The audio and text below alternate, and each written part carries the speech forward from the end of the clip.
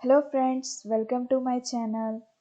आज मैं आपको भारत का इतिहास बताऊंगी। भारत का संपूर्ण इतिहास हम इसी वीडियो में जानेंगे। सिंधु घाटी सभ्यता। हम सिंधु घाटी सभ्यता से स्टार्ट करेंगे। सिंधु घाटी सभ्यता कब थी?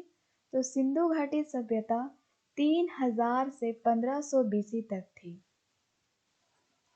सिंधु घाटी सभ्यता के वासियों ने कृषि और व्यापार पर आधारित एक शहरी संस्कृति विकसित कर ली थी।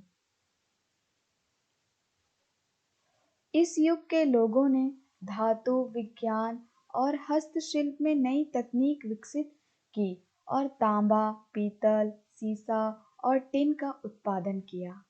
सिंधु घाटी सभ्यता को कांस्य युग भी कहा जाता है। उसके बाद आता है ऋग्वैदिक काल। तो ऋग्वैदिक काल कब होता है? तो ऋग्वैदिक काल 1500 से 1000 बीसी तक होता है।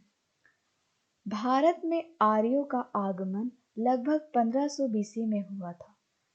भारत में आर्यों का आगमन ऋग्वैदिक काल में ही हुआ था। वे उत्तर से आए थे और अपने साथ मजबूत सांस्कृतिक परंपरा लेकर आए थे। आर्यों ने पूरे उत्तर भारत में, खास तौर पर गंगा के मैदानी इलाकों में वैदिक सभ्यता का प्रसार किया। इस काल में भारत में सिंधु घाटी सभ्यता के बाद शहरीकरण का दूसरा सबसे बड़ा उदय देखा गया। उसके बाद ऋग्वैदिक काल के बाद आता है वैदिक काल या वैदिक सभ्यता। तो वैदिक सभ्यता 1000 से 500 बीसी तक होती है। ऋग्वैदिक काल के बाद भारत में वैदिक काल प्रारंभ होता है। इस काल की जानकारी के स्रोत वेदों के आधार पर इसे वैदिक सभ्यता का नाम दिया गया है। वेदों की संख्या 4 है: ऋग्वेद, सामवेद, यजुर्वेद और अथर्ववेद। सामवेद, यजुर्वेद और अथर्ववेद वैदिक काल में ही लिखे गए हैं और ऋग्वेद ऋग्वैदिक काल में लिखा गया है। इसके बाद आता है मगध साम्राज्य। मगध साम्राज्य में 4 वंश होते हैं मुख्यतः। उनमें से प्रथम होता है हर्यक वंश। वो 544 से 552 बीसी तक 452 बीसी तक होता है। उसके बाद शिशुनाग वंश आता है जो 413 से 344 बीसी तक होता है। उसके बाद नंद वंश आता है जो 344 से 321 बीसी तक होता है। उसके बाद आता है मौर्य साम्राज्य, जिसका अस्तित्व 322 से 185 बीसी तक रहता है। यह प्राचीन भारत के भौगोलिक रूप से व्यापक एवं राजनीतिक और सैन्य मामले में बहुत शक्तिशाली राज्य था। चंद्रगुप्त ने इसे उपमहाद्वीप में मगध, जो कि आज के समय में बिहार है, में स्थापित किया। इसका संस्थापक मौर्य साम्राज्य का संस्थापक चंद्रगुप्त मौर्य थे। महान राजा अशोक के शासन में यह बहुत उन्नत हुआ। इसके बाद विदेशी आक्रमण। विदेशी आक्रमण कब भारत में प्रारंभ हुए?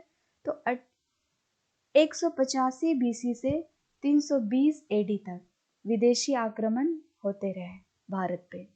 इस अवधि में बक्ट्रियन, पार्थियन, शक और कुषाण के आक्रमण हुए। व्यापार के लिए मध्य एशिया खुला, सोने के सिक्कों का चलन और साका युग का प्रारंभ हुआ। अब देखते हैं दक्षिण भारत। दक्षिण भारत में कौन कौन से राज्य थे, मतलब कौन सा साम्राज्य था वहां। तो दक्षिण भारत, इस काल में दक्षिण भाग पर चोल, चेर और पांड्य का शासन रहा। इसी समय में अजंता एलोरा गुफाओं का निर्माण हुआ और भारत में ईसाई धर्म का आगमन हुआ। उसके बाद आता है गुप्त साम्राज्य। तो गुप्त साम्राज्य 275 से 550 एडी तक रहता है। चंद्रगुप्त प्रथम ने गुप्त साम्राज्य की स्थापना की। समुद्रगुप्त ने अपने राजवंश का विस्तार किया और चंद्रगुप्त द्वितीय ने शकों के विरुद्ध युद्ध किया। 500 से 506 एडी तक 606 एडी तक हुनों के उत्तर भारत में आने से मध्य एशिया और ईरान में पलायन देखा गया। मतलब लोग घर छोड़ के दूसरी जगह जाने लगे थे, इसी को पलायन कहते हैं। इसके बाद आता है हर्षवर्धन। हर्षवर्धन का काल 606 से 647 एडी तक था। हर्षवर्धन के शासनकाल में प्रसिद्ध चीनी यात्री ह्वेनसांग ने भारत की यात्रा की। हुनों के हमले से हर्षवर्धन का राज्य कई छोटे राज्यों में बंट गया। दक्षिण राजवंश। दक्षिण राजवंश 500 से 750 एडी तक थे। इस दौर में चालुक्य, पल्लव और पांड्य साम्राज्य पनपा और पारसी भारत आए। चोल साम्राज्य विजयालय द्वारा स्थापित किया गया था। चोल साम्राज्य था, उसकी स्थापना विजयालय ने की थी।